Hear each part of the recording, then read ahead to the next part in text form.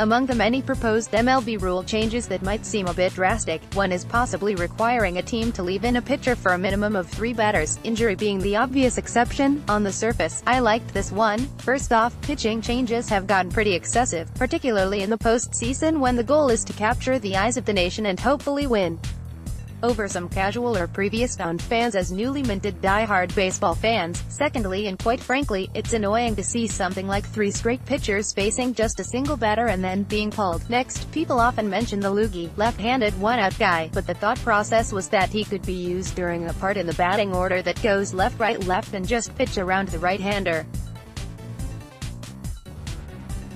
Further, if one is so awful at pitching to right-handed hitters that he can't possibly be trusted to face one without blowing the game, should he even be in the majors in the first place? Those were my thoughts and I stand by most of them. I discussed the matter with 2 former Major League relievers, however, and they made me wary of some things. Trying to speed up baseball to attract a targeted fan base is ridiculous when people don't watch for other reasons, said one former big league reliever, suggesting that lapsed fans were never driven away from the game due to pace of play issues. This is a very salient point. While multiple pitching changes in an inning are boring and tedious, I'm not sure there's a huge demographic of fans who used to love baseball but stopped caring because they saw 3 pitching changes in the 8th inning of a playoff game. That doesn't seem to even be possible. Another former reliever approached this from a player's perspective and noted who this rule would harm the most: relievers. Think about close games. Is a manager really going to risk leaving in a lesser reliever for 3 batters in a 1-run game when he's got an all-world closer sitting there? We'd see an uptick of multi-inning saves at the expense of the rest of the bullpen.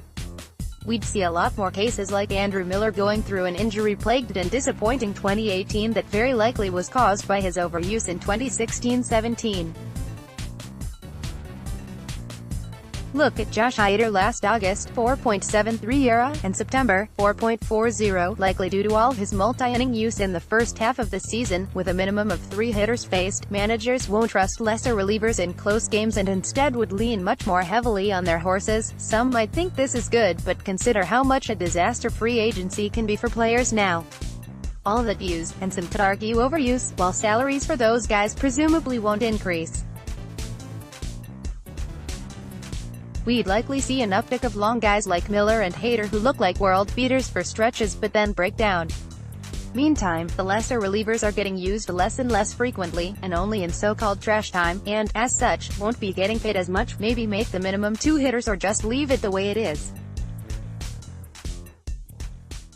It's not like the game is broken. After discussing the possible rule change with 2 former big league relievers, I have a change. I've changed my mind. Leave this issue alone.